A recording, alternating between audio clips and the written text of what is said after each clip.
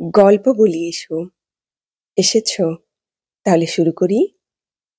আমি সুভাষ বলছি, শৈলেশ দে। আজ শোনাবো ১৩তম পর্ব। হঠাৎ ঘুম ভেঙে গেল দরজা খোলার শব্দে।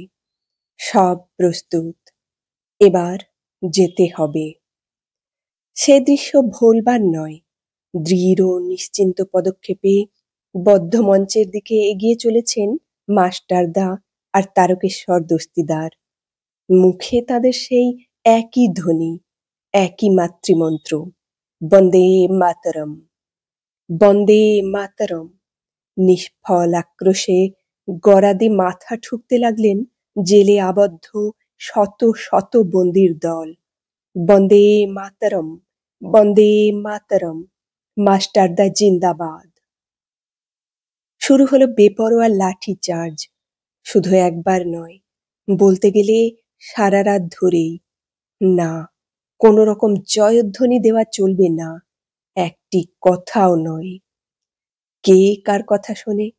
হাজার হাজার পুলিশ ও মিলিটারি মেশিনগান দিয়েও যাদের পরাভূত করতে পারেনি, তাদের স্তব্ধ করা কি এতই সহজ? তাই সব কিছু তুচ্ছ করে একটানা বেজে চলল সেই মাতৃমন্ত্র, বন্দে মাতরম, মাস্টারদা জিন্দাবাদ। তাদের সঙ্গে সুর মেলালো সাধারণ কয়েদির দল, মাস্টারদা জিন্দাবাদ, মাস্টারদা জিন্দাবাদ, মাস্টারদা জিন্দাবাদ। সে সুর মিলিয়ে গেল দূর থেকে দূরান্তরে। সেখানেও আবাল বৃদ্ধ বনিতার কণ্ঠে রব উঠল, মাস্টারদা জিন্দাবাদ, মাস্টারদা জিন্দাবাদ। সূর্য অস্ত গেল, কিন্তু মুহূর্তের জন্য। পরক্ষণেই আবার নতুন করে আকাশে সূর্য উঠল অমর জ্যোতির লেখায়। সে নতুন আলো বাংলার দিকে দিকে, প্রতিটি ধূলিকণাতে আবার নতুন করে লিখে দিল, মাস্টারদা জিন্দাবাদ। তোমার মৃত্যু নেই, তুমি অমর, মৃত্যুঞ্জয়ী। ওরা বীর, ওরা আকাশে জাগাতো ঝড়। ওদের কাহিনী বিদেশির খুনে, গুলি বন্দুক বোমার আগুনে আজও রোমাঞ্চকর। কবি সুকান্ত। অগ্নিযুগ, ছোট্ট একটি শব্দ, কিন্তু কি গভীর নিষ্ঠা, কি অপরিসীম আত্মত্যাগ, কি অশেষ নির্যাতনের কাহিনী না জড়িয়ে আছে ছোট্ট ওই শব্দটির মধ্যে। তার পূর্ণাঙ্গ ইতিহাস আজও লেখা হয়নি, বোধহয় হবেও না কোনোদিন। শুরু হয়েছিল ঊনবিংশ শতাব্দীর শেষ ভাগে, তারপর শুধু ইতিহাস আর ইতিহাস। স্বাধীনতার বেদিমূলে শত সহস্র শহীদের নিঃশেষ আত্মবিসর্জনের রক্তরাঙা ইতিহাস। ১৯৩০ সালে অনুষ্ঠিত তৃতীয় শেষ পর্ব, তার প্রথম সূত্রপাত চট্টগ্রাম সশস্ত্র বিপ্লব। তারপর এখানে ওখানে সর্বত্র। সুভাষ প্রসঙ্গে আমি শুধু তার সমসাময়িক কাল, অর্থাৎ এই তৃতীয় পর্ব থেকেই কিছু কিছু অংশ তোমাকে শোনাতে চেষ্টা করব মল্লিকা। চট্টগ্রাম সশস্ত্র বিপ্লব অনুষ্ঠিত হয়েছিল ১৯৩০ সালের ১৮ এপ্রিল। সুভাষ তখন জেলে। অপরাধ, গত বছরের আগস্ট মাসে নিখিল ভারত লাঞ্ছিত রাজনৈতিক দিবস উপলক্ষে সরকারি নির্দেশ অমান্য করে শোভাযাত্রা পরিচালনা করা। ফলে মোট ৯ মাস সশ্রম কারাদণ্ড। অসহযোগ আন্দোলনের বন্দীদের ভিড়ে আলিপুর জেল তখন জমজমাট। সুভাষ ছাড়া অন্যান্য নেতৃবৃন্দও রয়েছেন তাদের মধ্যে। শোরগোল তুলল সাধারণ সত্যাগ্রহী বন্দির দল। ওসব সি ক্লাস চোর গাঁটকাটাদের সঙ্গে থাকতে আমরা রাজি নই। তাছাড়া কয়েদি পোশাক আমরা পরব না। পরবে না মানে? গর্জে উঠল জেল সুপার মেজর সোমদত্ত। আলবাত পড়তে হবে, তাছাড়া থাকতেও হবে সি ক্লাসে। কখনো না, কিছুতেই না। বলো ভাই সব, বন্দে মাতরম। বটে। সোমদত্ত এর নির্দেশে সঙ্গে সঙ্গে পাগলা ঘন্টি বেজে উঠল ঢং ঢং করে। রে রে করে ছুটে এলো পুলিশ, হাবিলদার, ওয়ার্ডার ও সার্জেন্টের দল। হঠাৎ এই তলব কেন? সবাইকে লক আপে বন্ধ করো, আদেশ দিল মেজর সোমদত্ত। এক্ষুনি, জলদি। ওদিকে ঘণ্টা শুনে ততক্ষণে ওয়ার্ড ছেড়ে বাইরে এসে দাঁড়িয়েছেন সুভাষ, যতীন্দ্রমোহন, সত্যবক্সী প্রমুখ খ্যাতনামা নেতৃবৃন্দ। সবার চোখে মুখে সব প্রশ্ন জিজ্ঞাসা। কি ব্যাপার? অসময়ে এই পাগলা ঘন্টি কেন? কাউকে বাইরে থাকতে দেওয়া হবে না। সুভাষ প্রমুখ সবাইকে দেখেই সগর্জনে বলল মেজর সোমদত্ত, আমার হুকুম, এক্ষুনি সবাইকে যার যার ওয়ার্ডে ফিরে যেতে হবে, ইমিডিয়েটলি। গ্রাহ্যও করলেন না কেউ। ওসব পুলিশি হুঙ্কারকে তারা থোড়াই পরোয়া করেন? বটে। রাগে অগ্নিশর্মা হয়ে সোমদত্ত এবার আদেশ দিল, চার্জ। সঙ্গে সঙ্গে হিংস্র পশুর দল ঝাঁপিয়ে পড়ল সুভাষের বলিষ্ঠ দেহটার উপর। তারপর শুধু প্রহার আর প্রহার, যাকে বলে অমানুষিক প্রহার। যতীন্দ্রমোহন সেনগুপ্ত, সত্যবক্সী, কিরণ শঙ্কর রায়, সত্যগুপ্ত, নৃপেন ব্যানার্জি প্রমুখ নেতৃবৃন্দও রেহাই পেলেন না। ঢালাও হুকুম যখন পাওয়া গেছে তখন ভাবনা কি? সুতরাং পেটাও, সব কটাকে পেটাও, আচ্ছা করে পেটাও। সে কি অট্টহাস্য তখন জেল সুপার মেজর সোমদত্তের। এত বড় সাহস তোমাদের? আমাকে সম্মান দেখাবে না? তাহলে দেখো যে লাঠির জোরে আমি সম্মান আদায় করতে পারি কিনা। দেখতে দেখতে খবরটা ছড়িয়ে পড়ল মহানগরীর সর্বত্র। আলিপুর জেলে লাঠিচার্জ।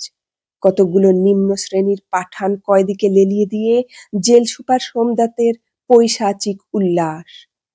সুভাষ গুরুতর আহত, এখনো তার জ্ঞান ফেরেনি।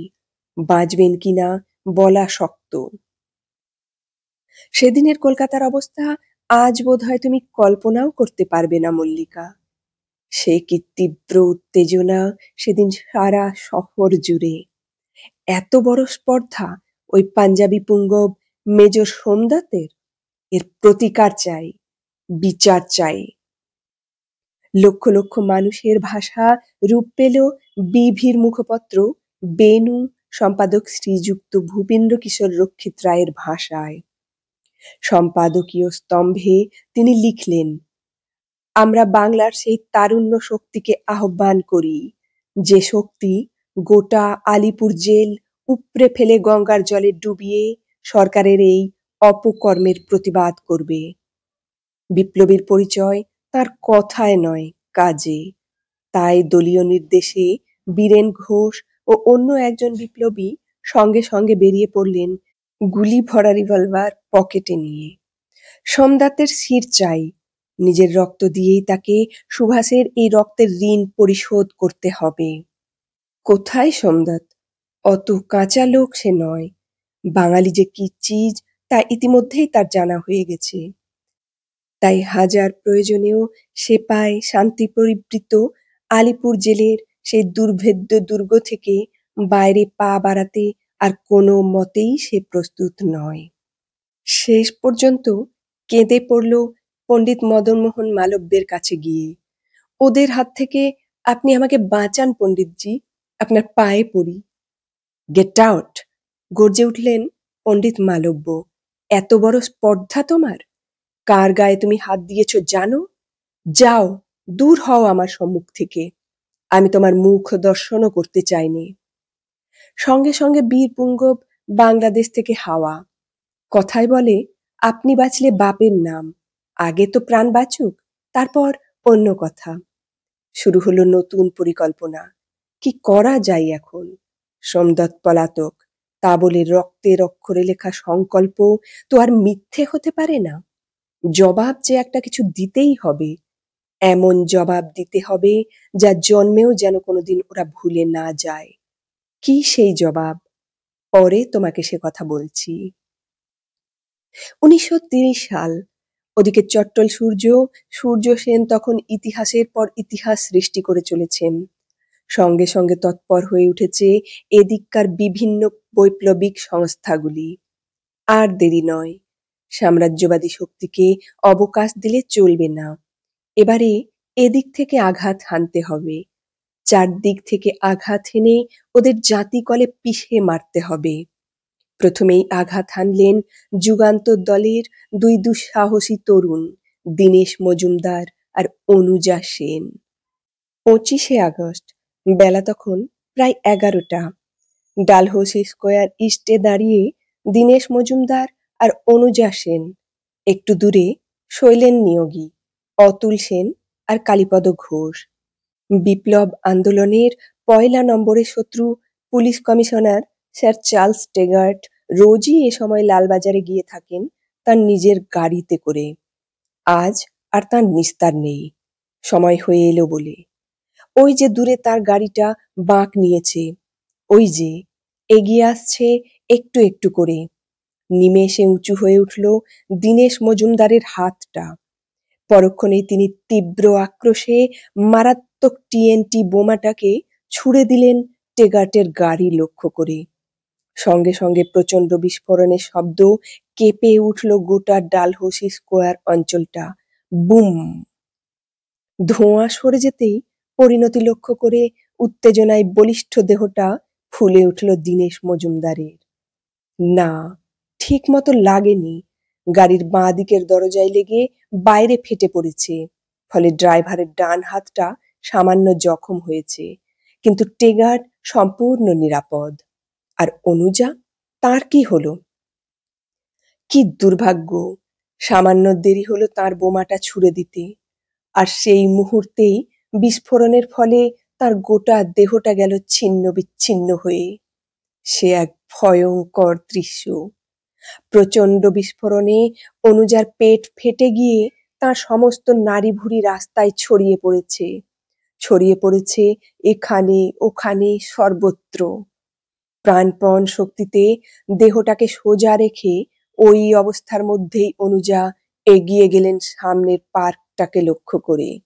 তবে আর বেশিক্ষণ নয়। হাত বাড়িয়ে কোনো রকমে পার্কের একটা রেলিংকে সজোরে চেপে ধরে পরক্ষণেই তিনি লুটিয়ে পড়লেন জীবনী শক্তির অভাবে। সঙ্গে সঙ্গে সব শেষ। দীনেশ মজুমদারও রেহাই পেলেন না। চেষ্টা করলেন নিজের রক্তাক্ত দেহ নিয়ে পলায়নপর জনতার ভিড়ে মিশে যেতে। জোর করে গেলেনও কিছুটা দূর, তারপরই জ্ঞান হারিয়ে লুটিয়ে পড়লেন শক্ত মাটির বুকে। তারপর আর কিছুই মনে নেই। অদ্ভুত লোক এই চার্লস টেগার্ট। কেউ কখনো তার হাতের মুঠো থেকে বড় একটা ফসকে যেতে পারেনি, এবারও তার ব্যতিক্রম হলো না। দলের অন্যতম প্রধান নেতা ভূপেন্দ্র কুমার দত্ত ও কিরণ মুখার্জি আগেই ধরা পড়েছিলেন। বোমা বিস্ফোরণের পরে প্রথমেই ধরা পড়লেন ডাক্তার নারায়ণ রায়, তারপর ডাক্তার ভূপাল বসু, অবশেষে জ্যোতিষ ভৌমিক, কালীপদ ঘোষ, সুরেন দত্ত, রোহিণী অধিকারী, অদ্বৈত দত্ত, অম্বিকা রায় প্রমুখ সবাই। মেয়েরাও বাদ গেলেন না। বিপ্লবী দলের বিশিষ্টা সভ্যাদের মধ্যে শোভারানী দত্ত, কমলা দাস, রেণু সেন প্রমুখ সবাই ধরা পড়লেন একে একে।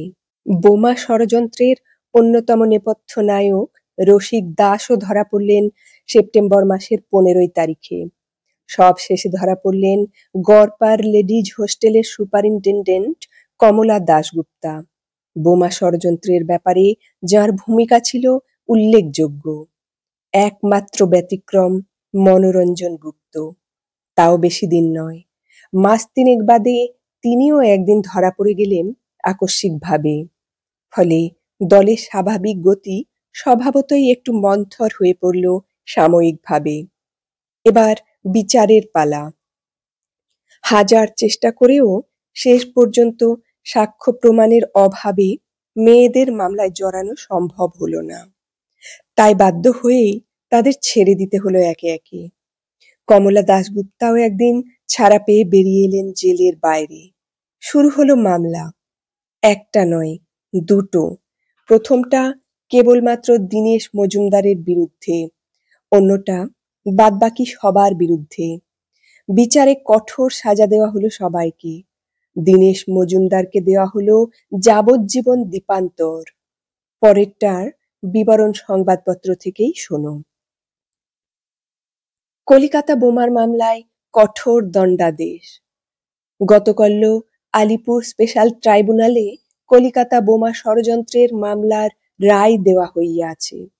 10 জন আসামির মধ্যে 8 জনের উপর 10 বৎসর হইতে 20 বৎসর পর্যন্ত দ্বীপান্তরের আদেশ হইয়াছে। আসামি অতুলচন্দ্র গাঙ্গুলি ও শরৎচন্দ্র দত্ত মুক্তি লাভ করিয়াছেন। দণ্ডের বহর। ডাক্তার নারায়ণচন্দ্র রায় এমবি কলিকাতা কর্পোরেশনের একজন কাউন্সিলর। ইনি ও ডাক্তার ভূপাল বসু এমবি উভয়েই বিস্ফোরক আইনের 4B ধারা সহিত গঠিত 120B ধারানুসারে প্রত্যেকে 20 বছর করিয়া দ্বীপান্তর দণ্ডে দণ্ডিত হইয়াছেন। সুরেন্দ্রনাথ দত্ত ও রসিকলাল দাস বিস্ফোরক আইনের 4B ধারার সহিত পঠিত 120B ধারানুসারে 15 বৎসর করিয়া দ্বীপান্তর দণ্ডে দণ্ডিত হইয়াছেন। জ্যোতিষচন্দ্র ভৌমিক ও অম্বিকাচরণ রায় ওরফে নন্দ ও আদিত্যচরণ দত্ত 12 বৎসর করিয়া দ্বীপান্তর দণ্ডে ও 302 ধারা সহিত পঠিত 120B ধারানুসারে 8 বৎসর করিয়া সশ্রম কারাদণ্ডে দণ্ডিত হইয়াছেন। রোহিণীকান্ত অধিকারী 10 বৎসর সশ্রম কারাদণ্ডে দণ্ডিত হইয়াছেন। আনন্দবাজার 28 নভেম্বর 1930। মামলার রায়ে আরও বলা হলো, 71 নং মির্জাপুর স্ট্রিট ও সরস্বতী প্রেস হচ্ছে মূল কেন্দ্র, যেখান থেকে এই ষড়যন্ত্রের অনুপ্রেরণা এসেছে এবং যার সঙ্গে সংযুক্ত রয়েছেন মনোরঞ্জন গুপ্ত, অরুণ গুহ, ভূপেন্দ্র কুমার দত্ত প্রমুখ যুগান্তর দলের নেতৃবৃন্দ। আপিলে কিছুটা হেরফের হলো। সেখানে ডাক্তার রায় ও ডাক্তার ভূপাল বসুর হলো 15 বছর, সুরেন দত্তের 12 বছর, জ্যোতিষ ভৌমিকের 2 বছর, আর প্রমাণাভাবে মুক্তি দেওয়া হলো রসিক দাস, অদ্বৈত দত্ত ও অম্বিকা রায়কে। তবে এ মুক্তি নয়। ছাড়া পাবার সঙ্গে সঙ্গেই জেল গেটেই আবার তাদের গ্রেপ্তার করে বিনা বিচারে আটক করে রাখা হলো বছরের পর বছর ধরে। তবে দীনেশ মজুমদারকে কিন্তু বেশি দিন ধরে রাখা সম্ভব হলো না। বছর 2 বাদেই একদিন তিনি উধাও হলেন মেদিনীপুর জেলের আকাশ ছোঁয়া উঁচু পাঁচিল ডিঙিয়ে। তীব্র সংঘর্ষের ফলে আবার ধরা পড়লেন 1933 সালের 22 মে কর্নওয়ালিস স্ট্রিটে। এবার সাজা হলো প্রাণদণ্ড। সে আদেশ কার্যকর হলো 1934 সালের 9 জুন তারিখে। এবার দুর্বার বেগে এগিয়ে এলো সেই বিভি। আঘাতের পর আঘাত হেনে দেখতে দেখতে বিভির দুর্ধর্ষ তরুণবৃন্দ ব্রিটিশের সাম্রাজ্যবাদী দম্ভকে একেবারে মিশিয়ে দিলেন পথের ধুলোতে। সর্বাধিনায়ক হেমবাবুর কথা তোমাকে আগেই বলেছি। এলোমেলোভাবে কাজ করতে কোনোদিনই তিনি অভ্যস্ত নন। তার প্রথম কথাই হলো ডু অর ডাই। লক্ষ্যভেদ না করে কারো ফিরে আসা চলবে না। তার জন্য যদি প্রাণ যায় তো যাক, তবু কার্যোদ্ধার করা চাই। আর আঘাত করতে হবে ব্রিটিশ শাসনযন্ত্রের স্টিল ফ্রেম বাছাই করা সব শ্বেতাঙ্গ অফিসারদের ওপর, কোনো সাধারণ লোককে নয়। রক্তের অক্ষরে শপথ নিলেন বিভির বিপ্লবী তরুণ বৃন্দ। তাই হবে। কথা দিলাম যে কার্যোদ্ধার না করে কোনো ক্ষেত্রেই আমরা ফিরে আসব না, একটি প্রাণীও না। প্রথম টার্গেট বাংলার inspector general of police mister FJ Loman. সেই লোমান যাকে লক্ষ্য করে চট্টগ্রাম কালারপোল সংগ্রামের বীর শহীদ দেবপ্রসাদ গুপ্ত তার অন্তিম মুহূর্তে খেদোক্তি করে বলেছিলেন, আমার হাতটা অকেজো হয়ে পড়েছে, নইলে লোম্যানকে আমি গুলি করতাম। পরিকল্পনা প্রস্তুত, অস্ত্রশস্ত্রও পরীক্ষা করে দেখা হয়েছে। এখন শুধু সুযোগের অপেক্ষা মাত্র। সুযোগ পাওয়া গেল 1930 সালের 29 আগস্ট, ডালহৌসি স্কোয়ারের ঘটনার ঠিক 4 দিন বাদে। সকাল তখন প্রায় ৯টা। হঠাৎ ঢাকা মিডফোর্ড হাসপাতাল প্রাঙ্গণ থেকে ভেসে এলো পরপর কয়েকটা রিভলভারের গর্জন। Drum, drum, drum. সঙ্গে সঙ্গে দুজনকে লুটিয়ে পড়তে হলো শক্ত মাটির বুকে। একজন বাংলার ইন্সপেক্টর জেনারেল অব পুলিশ স্বয়ং মিস্টার এফ.জে. লোম্যান, অন্যজন ঢাকার সুপারিনটেনডেন্ট অব পুলিশ কুখ্যাত মিস্টার ই. হডসন, ঢাকাতে হিন্দু মুসলমানের দাঙ্গা বাঁধাতে যার জুড়ি ছিল না। পরিকল্পনা ছিল নিখুঁত। জল পুলিশের সুপারিনটেনডেন্ট মিস্টার বাট অসুস্থ। চিকিৎসার জন্য তিনি তখন মিডফোর্ড মেডিকেল স্কুল হাসপাতালে ছিলেন। পুলিশ সুপার হাডসনকে সঙ্গে নিয়ে লোম্যান এসেছিল তাকে দেখতে। বলাই বাহুল্য যে এ উপলক্ষে সশস্ত্র প্রহরীর ব্যবস্থায় কোনো ত্রুটি ছিল না। সর্বোপরি সাধারণ পোশাক পরিহিত গুপ্তচরের দল যে কত ছিল তার বোধহয় গুণাগুনতি নেই। তবু কিছুতেই কিছু হলো না। ফেরার পথে হাসপাতালের সিঁড়িতে পা দিতেই পাশের দেবদারু গাছের আড়াল থেকে গর্জে উঠল অগ্নিবর্ষী রিভলভার। Drum, drum, drum. সঙ্গে সঙ্গে উভয়েই লুটিয়ে পড়ল মাটিতে। লোম্যান সম্বন্ধে প্রশ্নই ওঠে না। হডসনও বাঁচবে কিনা বলা শক্ত, কারণ আঘাত গুরুতর। বাঁচলেও তাকে পঙ্গু হয়েই থাকতে হবে আজীবন। ঘটনাটা যেমন আকস্মিক তেমনি অস্বাভাবিক। কাছাকাছি প্রতিটি লোক বিভ্রান্ত, প্রতিটি লোক দিশাহারা। কি যে হয়ে গেল বিশ্বাস করাও যেন শক্ত। শুধু বিভ্রান্ত হলো না সামনেই দাঁড়ানো সরকারি কন্ট্রাক্টর সত্যেন সেন। পুরস্কার ও খেতাবের লোভে সঙ্গে সঙ্গেই বাঙালি বীর পুঙ্গব দু হাতে জাপটে ধরল আততায়ীকে। না, মশামাছি মারবার জন্য আততায়ী তার মূল্যবান গুলিটাকে নষ্ট করতে রাজি হননি।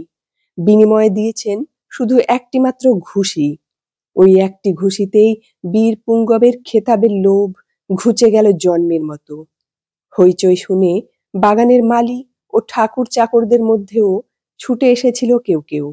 তবে আততায়ীকে ধরার চাইতে প্রাণ নিয়ে পালানোর ব্যাপারেই যেন তাদের উৎসাহটা বেশি দেখা গেল। ও তো পহলে নম্বর ডাকু হ্যায়। এদিকে আততায়ী তখন অদ্ভুত কৌশলে উঠে গেছেন হাসপাতালের একটা উঁচু পাঁচিলের ওপর। সামনেই একটা গৃহস্থ বাড়ির জলের ট্যাঙ্ক। নিমেষেই তিনি জলের ট্যাঙ্কের ওপর উঠে একবার সোজা হয়ে দাঁড়ালেন। তারপরই এক লাফে অদৃশ্য হয়ে গেলেন বাড়ির অভ্যন্তরে। আর তাকে দেখা গেল না। খবর শুনে হইচই পড়ে গেল চারদিকে। বলে কি, এত পুলিশ, এত সেপাই শান্ত্রী, তার মধ্যে কিনা এই কাণ্ড! এ যে তাজ্জব ব্যাপার। না, দেখালে বটে, ধন্য ছেলে। সবাইকে ছাপিয়ে গেলেন মরমী কথাশিল্পী শরৎচন্দ্র। পরদিন বিভির অন্যতম নায়ক ভূপেন্দ্র কিশোর রক্ষিত রায়ের মুখের সব কথা শুনে সে কি তাঁর আনন্দ! বারবার বলতে লাগলেন একটি মাত্র কথা, ধন্য ছেলে, বুঝিয়ে দিয়েছে যে আর আমরা মুখ বুজে সবকিছু সহ্য করতে রাজি নই। প্রয়োজন হলে আমরাও জবাব দিতে জানি। দেখা হলে তাকে আমার আশীর্বাদ জানিও। বলো যে আমি তাকে প্রাণ ভরে আশীর্বাদ করছি। শহরে সর্বত্র তখন একটা থমথমে ভাব। রাস্তায় লোকজনের চলাচলও তেমন নজরে পড়ে না। এমনকি ছোট ছোট শিশুরা পর্যন্ত কাঁদতে ভুলে গেছে কি এক অশুভ আশঙ্কায়। গোয়েন্দা পুলিশের বড় কর্তা নিহত। আঘাতটা যে ব্রিটিশ সিংহ নিঃশব্দে মেনে নেবে না তা বলাই বাহুল্য। প্রত্যাঘাতটা এবার কোন দিক থেকে আসবে কে জানে। অনুমান মিথ্যে হলো না। শুরু হলো অমানুষিক অত্যাচার আর নির্যাতন। ইঙ্গিত পেয়ে সঙ্গে যোগ দিল শহরের নামী গুন্ডার দল, বাঁশের চাইতে কঞ্চিদর। সুতরাং অ্যাংলো ইন্ডিয়ান সমাজও বাদ গেল না, যেন তারাই ব্রিটিশ সাম্রাজ্যের প্রতিভু আর কি। বিচিত্র এই অ্যাংলো ইন্ডিয়ান সমাজ। ইংরেজ কোনোদিনও তাদের স্বজাতি বলে স্বীকার করেনি, আবার নিজ আভিজাত্যের গর্বে ভারতীয়দেরও ওরা আপনজন বলে মেনে নিতে নারাজ। ফলে ময়ূরপুচ্ছধারী দাঁড়কাক হয়েই ওরা রইল চিরদিন। তবে সেদিন কিন্তু ইংরেজ ওদের স্বীকৃতি দিতে এতটুকুও ইতস্তত করল না। তদুপরি সঙ্গে গুন্ডার দল তো আছেই। সুতরাং চালাও একতরফা মারপিট, গুন্ডামি আর অত্যাচার, আর লুট করো মানুষের যথা সর্বস্ব। মৌকা যখন পাওয়া গেছে তখন এই সুযোগে যত পারো হাতিয়ে নাও। তৎপরতা ব্যর্থ হলো না। আততায়ীকে ধরা না গেলেও তদন্তের ফলে তার নাম ধাম বিবরণ শেষ পর্যন্ত জানতে আর বাকি রইল না শাসকদের। বিনয় বোস, মেডিকেল স্কুলের চতুর্থ বার্ষিক শ্রেণীর ছাত্র বিনয় বোস। বিক্রমপুর রাউতভোগ গ্রামের রেবতীমোহন বোসের ছেলে বিনয় বোস। তিনিই এ কাণ্ডের মহানায়ক। সুতরাং যে করে হোক বিনয় বোসের শির চাই। কোথায় বিনয় বোস? বাংলাদেশের প্রতিটি স্থানে তার ছবি টাঙিয়ে দেওয়া হলো। পুরস্কারের টাকা ৫ থেকে ১০ হাজারে গিয়ে দাঁড়ালো। তবু তার কোনো সন্ধান পাওয়া গেল না। ফল হলো সুদূর প্রসারী। বিলেতে অনুষ্ঠিত রাউন্ড টেবিল কনফারেন্সকে কটাক্ষ করে বেশ একটু শ্লেষ ভরেই স্যার তেজ বাহাদুর সপ্রু উক্তি করলেন, half the work of Round Table Conference put through by Binoy Bose. অর্থাৎ, তোমরা শক্তের ভক্ত, নরমের জম। একদিন হাজার বলা সত্ত্বেও আমাদের কথা তোমরা বুঝতে চাওনি। আজ বিনয় বোসের হাতের শক্ত ডান্ডা খেয়ে ঠিক তা বুঝে গেছ। যাকে নিয়ে এত কাণ্ড সেই বিনয় বোস তখন কোথায়? এবার সে কথাই বলবো তোমাকে। বৃষ্টি বৃষ্টি বৃষ্টি, আকাশ ভেঙে বৃষ্টি নেমেছে। জলে থই থই করছে চারদিক। এমনকি কোনো কোনো জায়গায় এরই মধ্যে হাঁটু পর্যন্ত জল জমে গেছে। ঝড় জল মাথায় নিয়েই দুটি গ্রাম্য মুসলমান হেঁটে চলেছে শহরের রাজপথ দিয়ে। পরনে ছেঁড়া লুঙ্গি, গায়ে ময়লা গেঞ্জি, হাতে তালি মারা জুতো। বেশ বোঝা যায় যে গাঁয়ের কোনো গরিব মুসলমান, বোধহয় মামলা করতে শহরে এসেছিল। এবার ঘরের মানুষ ঘরে ফিরে চলেছে। কে এই লোক দুটি? কি ওদের পরিচয়? অপেক্ষা করো, একটু বাদে নিজেই সব বুঝতে পারবে। সামনেই দোলাইগঞ্জ স্টেশন। ঢাকা থেকে নারায়ণগঞ্জ যেতে হলে এটাই ঢাকার পরবর্তী রেল স্টেশন। আস্তে আস্তে লোক দুটি এবার ঢুকে গেল স্টেশন এলাকার মধ্যে। Signal down. ঢাকা থেকে নারায়ণগঞ্জগামী গাড়ি আসার সময় হয়েছে। কিন্তু না, যাত্রীদের আপাতত প্ল্যাটফর্মে যাবার হুকুম নেই। আগে প্রতিটি কামরা তন্ন তন্ন করে সার্চ করা হবে, তারপর তারা যেতে পারবে। প্রতিটি কাজ নিখুঁতভাবে সম্পন্ন করা হলো। এমনকি কামরার পায়খানাগুলোতে পর্যন্ত তল্লাশি চালানো হলো। খোলা মালগাড়িগুলো বাদ গেল না। কিন্তু কোথায় বিনয় বোস? না, এই গাড়িতে সে নেই। এবার যাত্রীরা গাড়িতে উঠতে পারে। পূর্ণ বেগে গাড়িটা ছুটে চলেছে ফতুল্লার দিকে। কামরার এক কোণে জড়সড় হয়ে বসে আছে সেই গ্রাম্য লোক দুটি, মুখে নির্বিকার ও উদাসীন্য, চোখে অর্থহীন শূন্য দৃষ্টি। বোধহয় কোর্টে মামলা শেষ করে কতক্ষণে বাড়ি গিয়ে বিবির মুখ দেখতে পাবে সেই কথাই ভাবছে ওরা মনে মনে। কামরার অন্যদিকে ঢাকা বিশ্ববিদ্যালয়ের এক দঙ্গল ছেলে। হইচই করে বলতে গেলে গোটা কামরাটাকেই ওরা একেবারে মাথায় তুলে রেখেছে। বেশ বোঝা যায় যে ছুটির পরে মনের আনন্দে ওরা ঘরে ফিরে চলেছে। আসলে কিন্তু ওই গ্রাম্য লোক দুটি সেদিন ওদের একমাত্র লক্ষ্য ছিল, মল্লিকা। যে করে হোক ওদের নিরাপদে নারায়ণগঞ্জে পৌঁছে দিয়ে আসতে হবে। দলীয় নির্দেশ ছিল তাই। চাষাড়া স্টেশন, চারদিকে ঘুটঘুটে অন্ধকার। দুহাত দূরের জিনিসও স্পষ্ট করে দেখা যায় না। তদুপরি ঝড় জল বৃষ্টি তো আছেই। মাত্র ১ মিনিটের বিরতি। গাড়ি আবার আস্তে আস্তে চলতে শুরু করেছে। এর পরের স্টেশনই নারায়ণগঞ্জ। হঠাৎ এ কি! বাইরে তীক্ষ্ণ শীষ দেবার শব্দ, danger signal. Get up, ready, quick. নিমেষে গোটা কামরা ফাঁকা। চোরের ওপর বাটপারি, গোয়েন্দার পেছনে গোয়েন্দা। ঢাকা থেকে খবর এসেছে এ গাড়িকে নারায়ণগঞ্জে আবার সার্চ করা হবে।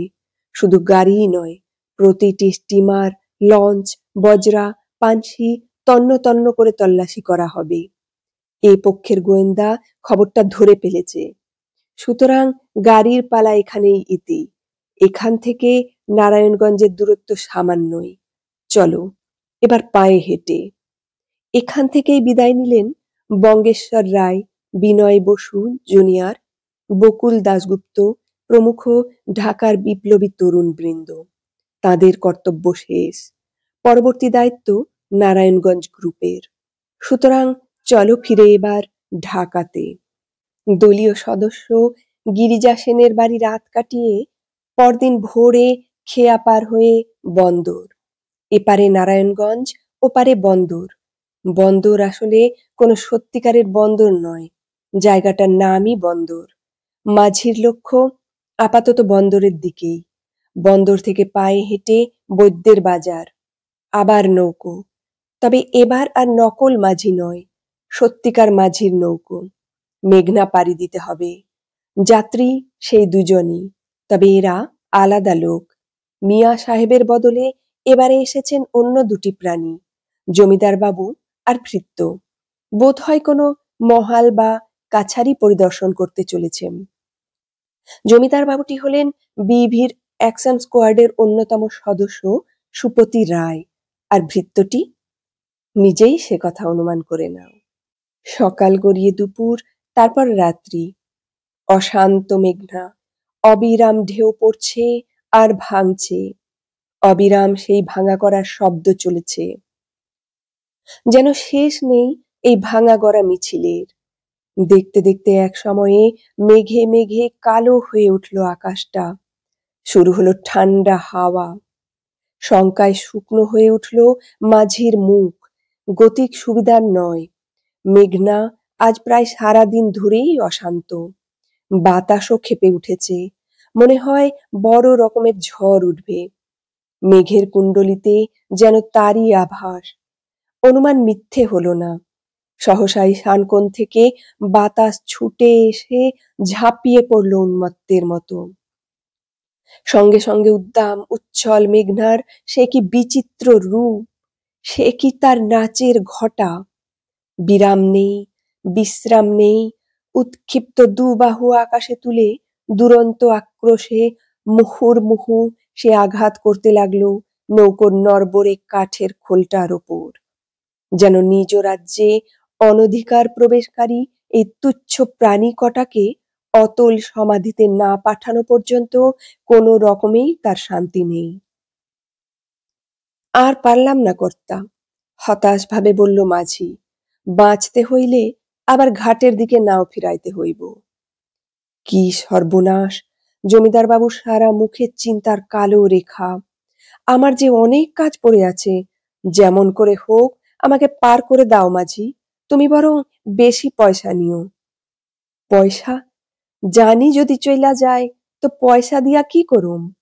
এই ঝড় তুফানের মধ্যে মেঘনা পাড়ি দিতে আমি কেন, আমার বাপে আইলেও পারবো না। তাই তো। চিন্তিত হয়ে পড়লেন জমিদার বাবু। এখন উপায় কি করা যায় এখন? কেন অত চিন্তার কি আছে? মাঝি উপায় বাতলে দিল। অত যখন জরুরি কাম, তখন জাহাজে চইলা যান।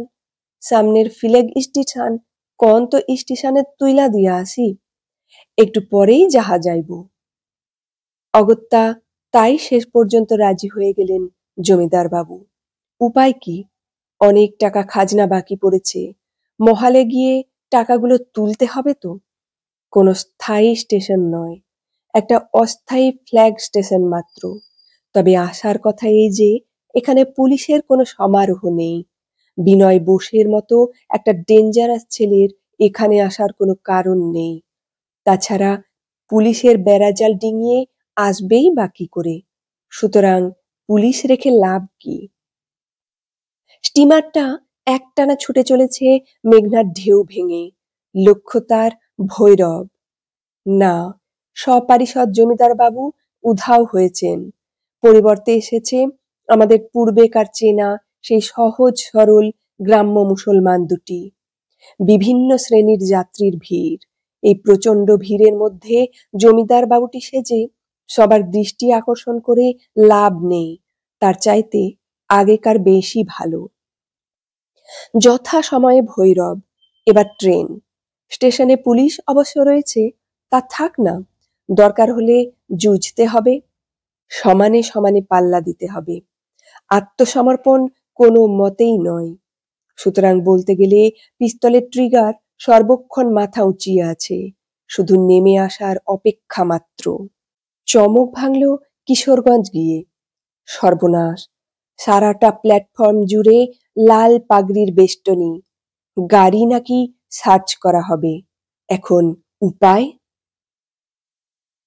আজ এখানেই শেষ করলাম। আমি সুভাষ বলছি, গ্রন্থের ১৩তম পর্বের পাঠ।